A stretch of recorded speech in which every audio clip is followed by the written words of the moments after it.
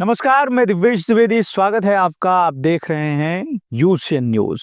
यूशियन news लगातार अपने साक्षात्कारों के माध्यम से ऐसी-ऐसी शख्सियतों को अपने दर्शकों से रूबरू कराता है, जो कई विषयों के जानकार होते हैं, ना केवल जानकार होते हैं, बल्कि नवाचार जो क्षेत्र है, उससे जुड़े हुए होते हैं और कई ऐसी चीज़ें जो हैं वो हमारे समाज को देते हैं या देश को देते हैं, जिससे बहुत हद तक जो लंबे समय से चली आ रही जो दिक्कतें हैं, उसका आसान सा एक सॉल्यूशन मिल सके। तो ऐसी ही एक विभूति आज हमारे स्टूडियो में मौजूद हैं।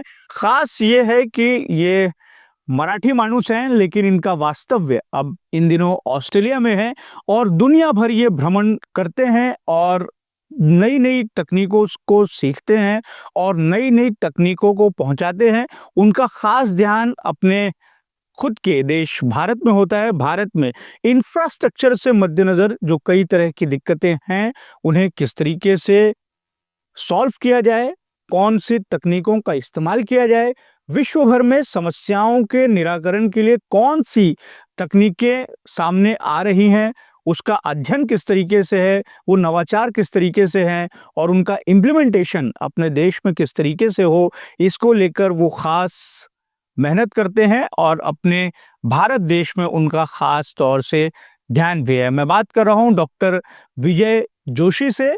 आप पेशे से सिविल इंजीनियर हैं, लेकिन सर के साथ में जो चीज़ें जुड़ी हुई हैं, वो बहुत बड़ी-बड़ी हैं। इन्हें विश्व में स्टील का जो वेस्ट मटेरियल है, उसके व्यापक इस्तेमाल और उसके पुनर्इस्तेमाल को लेकर एक तरीके से उसका जनक माना जाता है। स्टील का जो वेस्ट है, इससे ना केवल ये रोड बनाते हैं और भारत में जिस तरीके से हम सड़कों पर पड़ने वाले गड्ढों से परेशान हैं, तो उसके सॉल्यूशन के लिए लंबे समय से काम करते आए हैं और हमारे लिए एक गर्व की बात ये भी है कि वो ऑस्ट्रेलिया का जो प्रतिष्ठित अवार्ड है, ऑर्डर ऑफ ऑस्ट्रेलिया, इससे भी सम्मानित है। ये पहले शख्स हैं भारतीय जिन्हें इस सम्मान से सम्मानित किया गया है। सर, आपका बहुत-बहुत स्वागत है हमारे स्टूडियो में। Thank you. यूसीएन ने मुझे बुलाया, इसीलिए मैं आपका धन्यवाद है। बहुत लंबा इंट्रोडक्शन मैंने दे दिया। मुझे लगता है कि हमारे दर्शक थोड़ा बहुत समझ गए होंगे। अब आपको, आपके काम को हम विस्तार से समझेंगे। पहले तो आप ये बता दीजिए कि मौजूदा दौर में क्या शुरू है, क्या चल रहा है? ऑस्ट्रेलिया में मैं जब भी 30-40 साल पहले मैं जब गया था, तब मैंने देखा कि काफ़ी स्टील इंडस्ट्री में वेस्ट प्रोडक्ट पड़ा हुआ है। जैसे काफ़ी पहाड़ बन गए। जी, जैसे अभी भी आप जमशेदपुर में जाओ या दुर्गापुर में जाओ, जहाँ-जहाँ स्टील इंडस्ट्री है, वहाँ पे एक वेस्ट प्रोडक्ट के पहाड़, जी, और जो वेस्ट प्रोडक्ट जिसको इंग्लिश में स्लैग बोलते हैं, उसका पहाड़। तो ऑस्ट्रेलिया में भी 30-40 साल पहले ऐसी सिचुएशन। तो मैंने ये सोचा कि अरे व्हाई नॉट, एंड आप basically civil engineer, so I said why not this can be use it for the highway making, road making. और उसमें मैंने काफ़ी काम किया, उसका केमिस्ट्री मालूम पड़ गया, फिर बाद में उसका इंजीनियरिंग प्रॉपर्टीज देखा और बाद में मुझे एक लगा कि अरे this material also can be use for highway making, not only the highway, even for the airport making. जी, 92-93 में सिडनी में थर्ड रनवे एक बनाने का था, जी, ओशन में। जी, तो मैंने वो चैलेंज ले लिया और मैं ऑस्ट्रेलियन गवर्नमेंट को अप्रोच किया कि this is waste product but this also can be use as a engineering material. कोई भी नई चीज़ इंट्रोड्यूस हो जाती है और ये तो इंडियन बंदा ऑस्ट्रेलिया में बता रहा है कि अरे आपका इंजीनियरिंग सही है, अभी तक चल रहा है वो सही है, ये बाबा आदम की ज़माने से चल रहा है, ये हमने थोड़ा इनोवेशन किया है, why not you use it. Took some time. कोई भी नया आदमी एक्सेप्ट करने से थोड़ा मुश्किल लगता है। जी। तो लेकिन उन्होंने 1-2 साल के बाद they grilled me very well और पूरा technically, and then they eventually they said yes this is waste product, let's use it, but they say you have to stand on the site like a foreman. तो मैं वो side के ऊपर खड़ा रहने की तैयार हूँ और मैं आपको बताऊं ये कैसा एयरपोर्ट बन जाएगा। 93-94 में मैंने वो third runway waste product of steel making से स्लैग से बना दिया।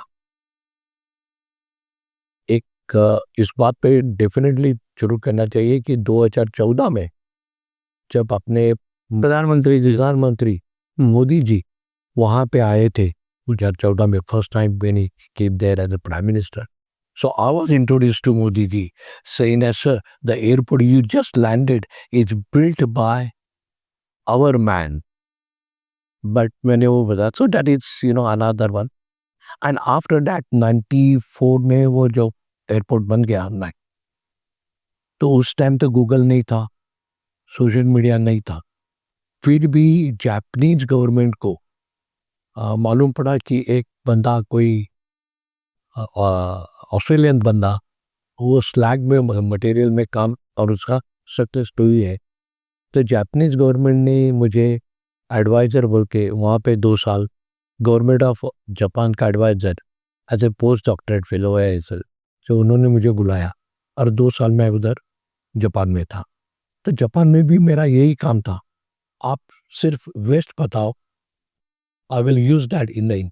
तो ये वेस्ट जो है वो सिर्फ स्टील का वेस्ट हो, आयरन का वेस्ट हो, या किसी भी तरीके का वेस्ट हो? अभी क्या होता है, इतना साल काम करने के बाद तो दिमाग ऐसा ही चलता है कि अरे ये कौन सा वेस्ट है, टिम्बर वेस्ट है, ओके लेट्स ट्राई इट, उसमें थोड़ा केमिकल ऐड करो so I can use that too. अभी मैं थोड़ा प्लास्टिक में भी मैं थोड़ा काम कर रहा हूँ। तो शुरू में लेकिन डोमिनेंसी तो स्लैग के बारे में हो गई, तो उधर से काम करते करते नया इनोवेशन बस रहा है। लास्ट 30 ईयर्स मैं 6 वीक्स मेरे खुद की कंपनी है ऑस्ट्रेलिया में, मैं consultant call DRS, doctor slag consulting service. अच्छा। और मैं 6 weeks I stay in Australia, हम 2 हफ्ता, और दूसरा का वर्ल्ड में कहाँ पे भी वेस्ट होगा तो मैं वहाँ जाके। एक तो ये हो गया कि आपने स्टील पर पहले चरण में काम किया, और स्टील का जो वेस्ट है उसको आप किस तरीके से रनवे के इस्तेमाल में आपने उसका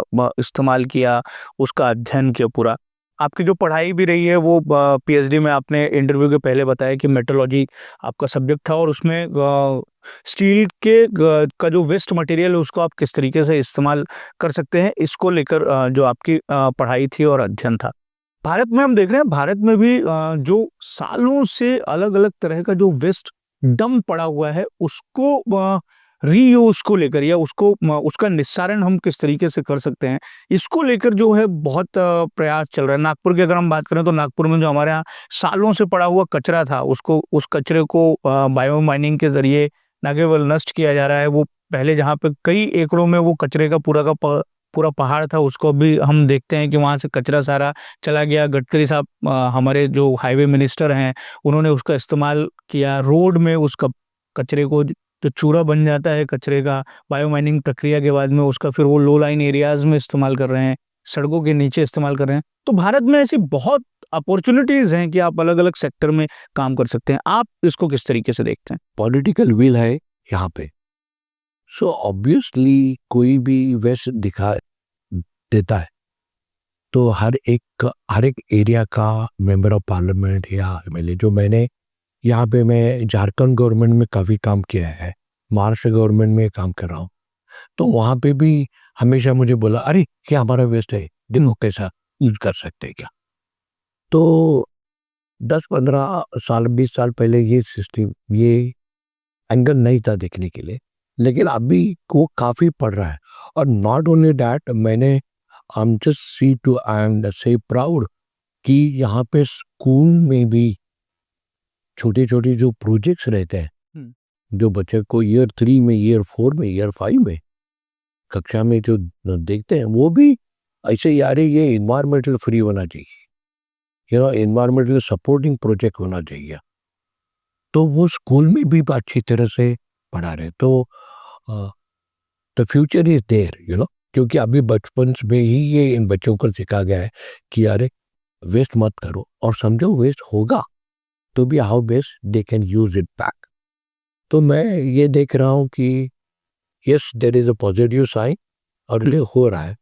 यस, वेस्टर्न वर्ल्ड का थोड़ा मार्ग अलग है, वहाँ पे कानून बना सकते हैं और कानून फॉलो भी करते हैं लोग। सो ऑब्वियसली वहाँ का स्पीड, क्योंकि उनका प्रॉब्लम्स अलग है, यहाँ के प्रॉब्लम्स अलग है, यहाँ से जो प्रॉब्लम है उसके हिसाब से फिर भी काफ़ी मोमेंटम आया है वेस्ट प्रोडक्ट यूज करने के लिए। ये तो मैं ज़रूर बता सकता हूँ, क्योंकि मैं जहाँ जहाँ भारत में हर साल में कम से कम 5 दफ़े या 6 दफ़े आता हूँ। लास्ट 15 साल से मैं आ रहा हूँ यहाँ। तो मैं जहाँ जहाँ जाता हूँ वहाँ पे काफ़ी चला यू ना। मैं लास्ट ईयर बोकारो गया था, फिर मैं ये आप ट्रिप में दुर्गापुर जा रहा हूँ। तो वहाँ से भी लोग मुझे बुलाते हैं कि अरे देखो हमारे पे ही भी वेस्ट है, not only the steel plant but दूसरा कुछ प्लास्टिक अगर मेरा पड़ा हुआ है तो वो भी ये कैसे हम लोग यूज़ कर सकते, ये जला के फ़ायदा नहीं है। So how best we can use it for the. और इंफ्रास्ट्रक्चर या ऐसी ग्रुप है इंजीनियरिंग में जहाँ पे ज़्यादा से ज़्यादा waste can be consumed properly. So वहाँ पे ये काफ़ी काम तो चल रहा है। और वैसे गडकरी साहब भी काफ़ी कानून से भी इम्प्लीमेंट वो कर रहे हैं कि नहीं ये वेस्ट है, यू मस्ट यूज इट। तो वो भी अच्छा। अभी हमने दुर्ग टू रायपुर भिलाई बाईपास, तो अभी भिलाई में काफ़ी वेस्ट पड़ा है, तो वो भी हम लोग यहाँ पे यूज कर रहे हैं। अभी एक कंसेप्ट चल रहा है हमारे देश में भी कि वेस्ट से आप वेल्थ क्रिएट कर सकते हैं। तो ये जो मेरा तो टैगलाइन है, हाँ हाँ, मेरा वेस्ट टू वेल्थ ही टैगलाइन। आजकल सरकार भी उसको जो है वो अडॉप्ट कर रही है, अपना रही है, और एक तरीके से मैसेज भी जो है वो दिए जाने का जिक्र हो रहा है। आपने जिक्र किया कि स्कूली बच्चों को ही जो है अब इस तरीके की बातें जो है सिखाई जा रही है। उसका असर कितना हो रहा है ये देखना बहुत लाजमी होगा। लेकिन भारत में चूंकि आप जो हमारे मिनिस्टर हैं नितिन गडकरी, आप उनके भी एडवाइज़र हैं, तो बहुत सारी चीज़ें जो है आप उनको भी बताते होंगे टेक्नोलॉजी, हाईवेज़ के निर्माण में, सड़कों के निर्माण में, और वेस्ट का इस्तेमाल उसमें किस तरीके से हो सकता है उसको लेकर। तो जो स्लैग है इसका इस्तेमाल अपने यहाँ भी हो रहा है क्या? इंडिया में हो रहा है क्या? और किस-किस तरीके के वेस्ट मटेरियल का इस्तेमाल जो है वो हाईवेज़ में को डेवलप करने में हो रहा है? एक जगह मैंने कहीं पढ़ा कि आप ये बताते हैं कि जो स्लैग होता है वो सीमेंट के जैसे ही काम करता है। तो अगर आप कंक्रीट के रोड में अगर आप उसको मिला के इस्तेमाल करते हैं, तो आपको सीमेंट जितना उसमें डालना पड़ेगा, वो उसका पैमाना, उसकी मात्रा कम हो जाएगी। जब मेरा एक 8-10 साल पहले मैं जब गडकरी साहब के साथ तो उन्होंने पूरा मैंने सब टेक्नोलॉजी जो पूरा वर्ल्ड में चल रहा है वो उनका बता दिया, and then he took it very seriously, and then now all our specification has been changed. CRRI central road research institute जो फेडरल गवर्नमेंट सेंट्रल गवर्नमेंट की है, तो वहाँ उन्होंने भी वहाँ पे काफ़ी रूल चेंज किए हैं, स्पेसिफिकेशन चेंज हो गया है। So this is I can see the big sign there. The roads built here using slag are from Ranchi to Calcutta in 66 I believe. और दूसरा अभी बॉम्बे टू दिल्ली जो बड़ा रोड बन रहा है, तो गुजरात में भी स्लैग अवेलेबल था। तो कमर्शियली अबाउट 100 किलोमीटर्स में ये कंफर्टेबल जोन रहता है स्लैग यूजेज का। सो वहाँ भी वो हाईवे पे भी स्लैग का रोड बना रहा है। मैं जिस टाइम अभी आया हूँ इंडिया में, तो मैंने और एक टेक्निक डेवलप किया है, पॉटहोल्स फिक्सिंग। हुँ। उस पर तो मुझे लगता है कि बहुत विस्तार से बात की जानी चाहिए, क्योंकि सारा देश ही जो है वो सड़कों पर पड़ने वाले गड्ढों से परेशान है और उसकी तो व्यापक चर्चा होती है। अभी मैंने एक प्रोडक्ट डेवलप किया है वहाँ पे। मैं कंपनी है कॉल्ड फुलटन हो गए, न्यूजीलैंड बेस्ड कंपनी है, लेकिन वो ऑस्ट्रेलिया में काफ़ी बड़ी है। तो मैं वहाँ पे 10 साल मैंने वहाँ पे काम किया है। सो अभी मैं उनको ही एडवाइज़र कंसल्टेंट हूँ। तो मैंने एक प्रोडक्ट डेवलप किया है यूजिंग स्लैग अगेन, और कोई रेसिपी है कोल्ड बिचुमेन या एस्फाल्ट हम लोग बोलते हैं, यहाँ बिचुमेन बोलते हैं। तो कोल्ड बिचुमेन डाल के स्लैग मिक्स करके, और हमने और कुछ केमिकल्स डाला है उसमें, और एयर सील्ड बैग रहता है। So once you manufacture that product is air sealed. Australia में जो रोड बनती है और जो रोड बनाने वाली कंपनी है और उन पर जिस तरीके से ज़िम्मेदारी तय होती है और हम अपने देश का जो है हालात देखते हैं कि रोड की क्वालिटी को लेकर बहुत ज़्यादा चिंता का विषय होता है। हालाँकि अब धीरे-धीरे उसमें नियंत्रण आ रहा है, नियम कानून कुछ कड़े किए गए हैं, लेकिन ऑस्ट्रेलिया का कानून एक रोड को बनाए जाने को, चाहे वो प्राइवेट कंपनी हो उसके माध्यम से, या भारतीय जो कानून है या भारतीय जो नियम है, वो दोनों में बहुत ज़मीन आसमान का फ़र्क है।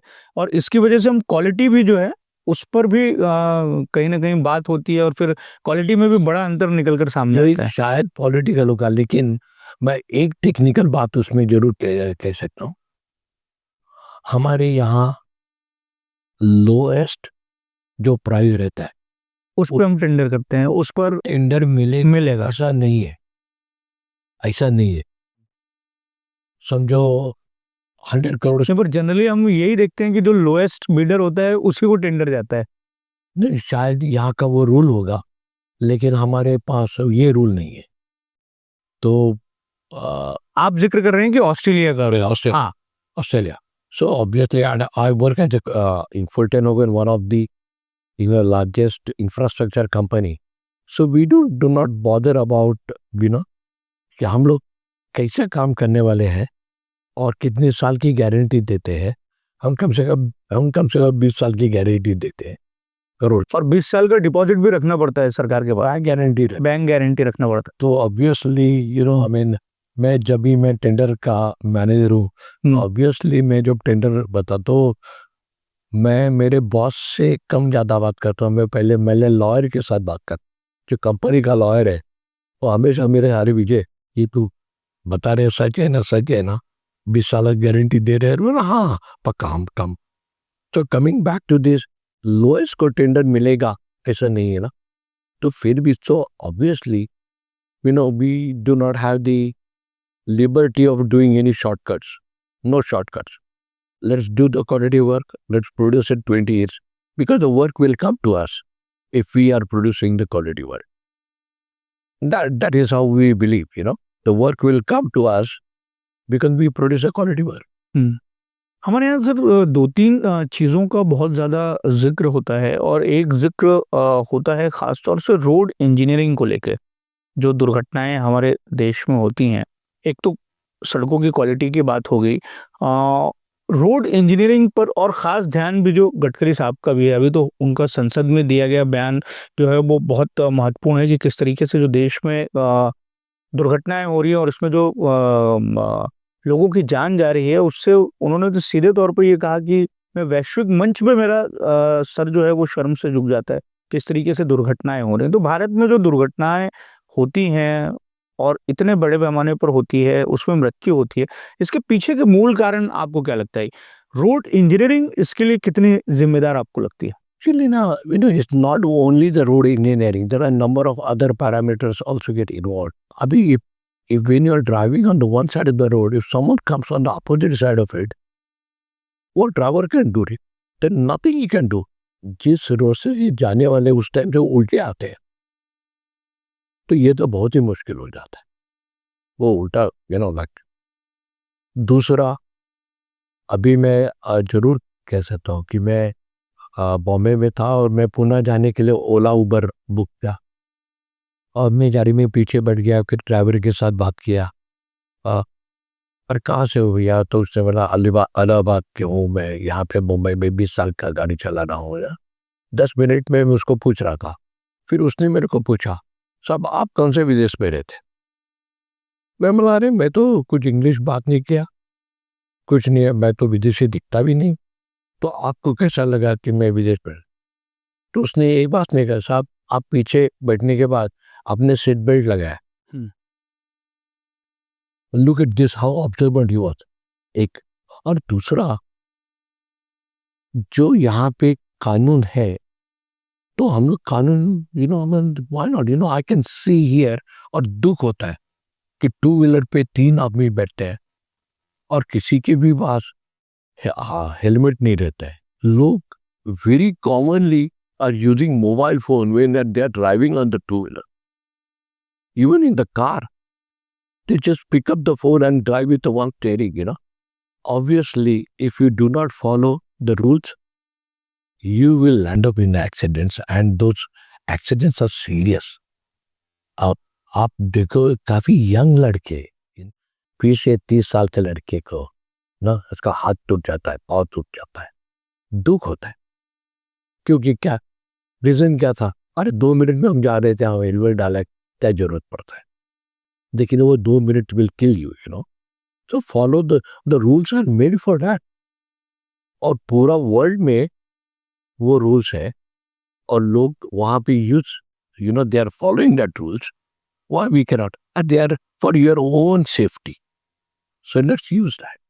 तो एक्सीडेंट के लिए, you know, not only the road engineering, yes certainly that's one of the reason. आप कोई भी ब्रिज के ऊपर जाओ तो रैंप रहता है, तो रैंप और ब्रिज, वो जो कॉर्नर रहता है ना, तो आपके टू व्हीलर बिना वहां से किसी की कोई कोई बहन की डिलीवरी हो सकती है, इतनी गाड़ी जंप हो जाती है वहां पे, इतना टफ रहता है। So that's certainly it is a part of the road engineering. But at the same time, if someone comes from the opposite side when you are driving, then nothing driver can do. Your two-wheeler के पास helmet, you know, well, मैं आपसे ये जानना चाहूँगा कि क्या Australia में या यूरोपीय देशों में सीमेंट के रोड जो हैं वो बनते हैं, उन पर बहुत ज़्यादा फ़ोकस होता है कि सीमेंट के रोड बनाए जाने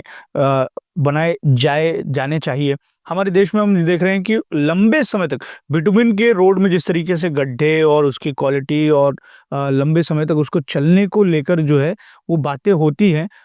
ऐसा कहा जाता है कि जब सीमेंट के रोड के पॉजिटिव साइड को गिनाते हैं तो ये कहते हैं कि वो लंबे समय तक आपको चलेगा, बार-बार बिटुमिन की लेयर डालने की आपको ज़रूरत नहीं रहेगी। हालाँकि बिटुमिन को लेकर ये सवाल जो सड़क होती है उसको लेकर उठता है, लेकिन जब एयरपोर्ट के किसी रनवे को बिटुमिन से तैयार किया जाता है, तो उसकी क्वालिटी और सड़क की क्वालिटी दोनों में बहुत अंतर होता है। तो ये पूरा इस सवाल का आप बहुत बेहतरीन तरीके से जवाब दे सकते हैं। आपने अच्छा कोट किया। All the airports runways are always bitumen, और अच्छी क्वालिटी के रहते और अच्छे क्वालिटी एयरपोर्ट है, ये वहां पे 1 मिलीमीटर भी प्लस माइनस नहीं होता है।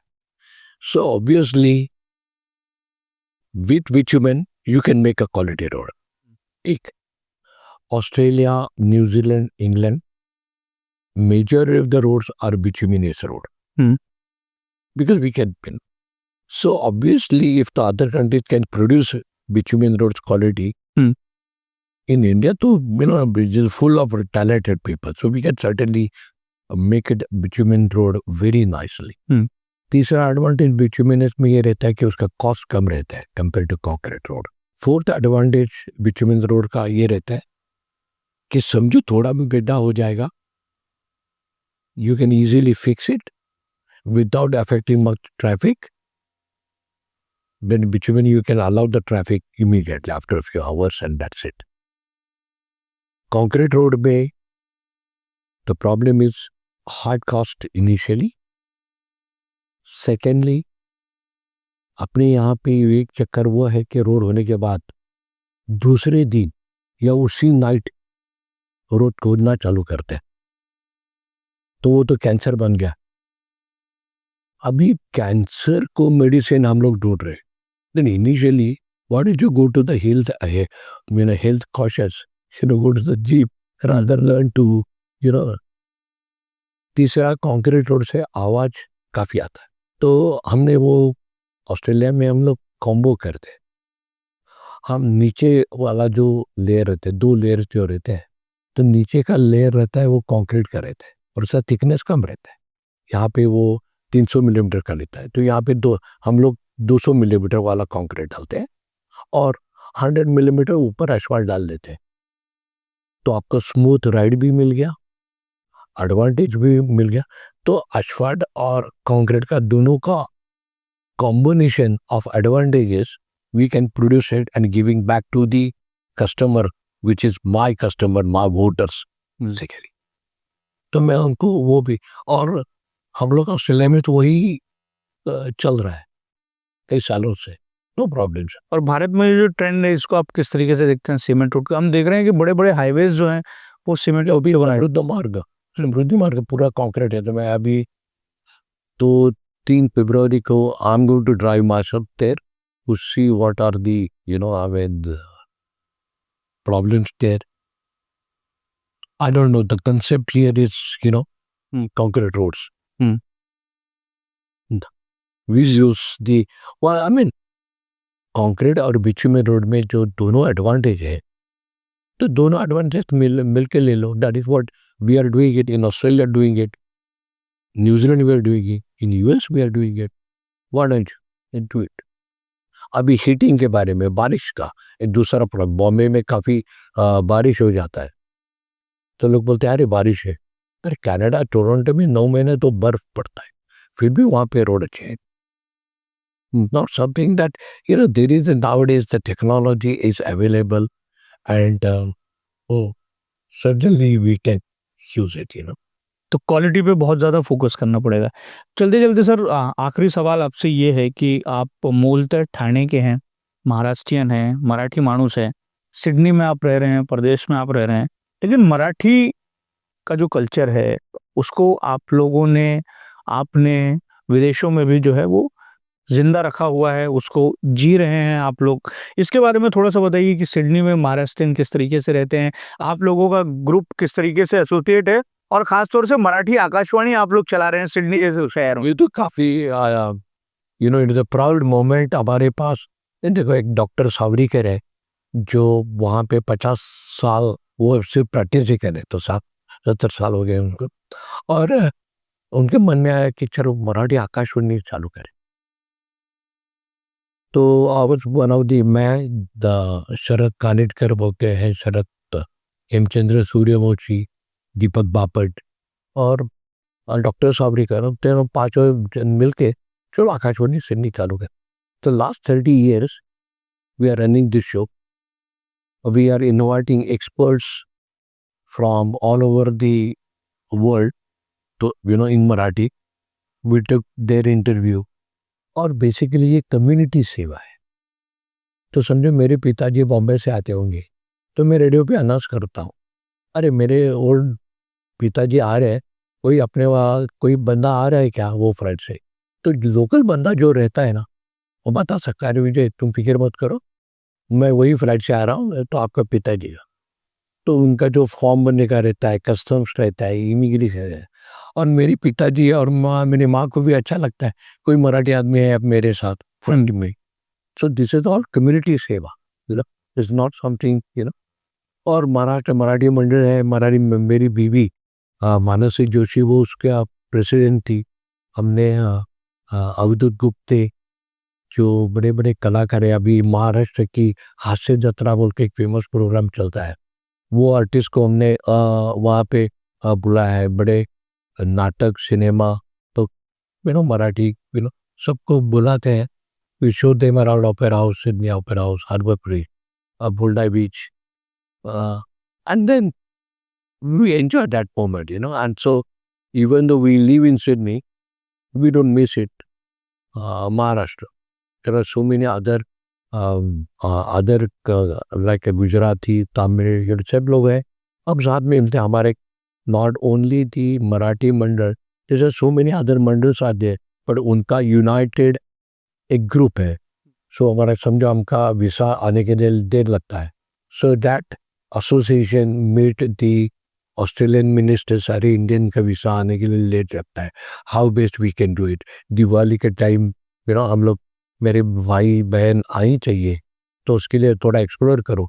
सो all this sort of things they are helpful in that direction. And of course our profession, everyone is expert there. It's not only me, but majority of the Indians in their own profession, they are very much experts there.